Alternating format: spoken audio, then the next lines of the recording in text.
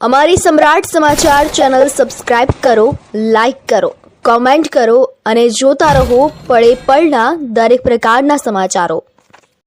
તળાજા નજીક હાજીપરના પાટિયા પાસે ડુંગળી ભરેલ ટ્રક પલટી ખાઈ જતા વાહનોની લાંબી કતારો લાગી હતી। ભાવનગર જિલ્લાના તળાજા શહેરથી મહુવા જતા સોમનાથ નેશનલ હાઈવે ઉપર હાજીપર ગામના પાટિયા પાસે ડુંગળી ભરેલો ટ્રક કોઈપણ કારણોસર પલટી ખાઈ ગયો હતો અને ટ્રક રોડ ઉપર જ પલટી ખાઈ જતા બંને સાઈડ વાહનોની લાંબી કતારો જોવા મળી હતી।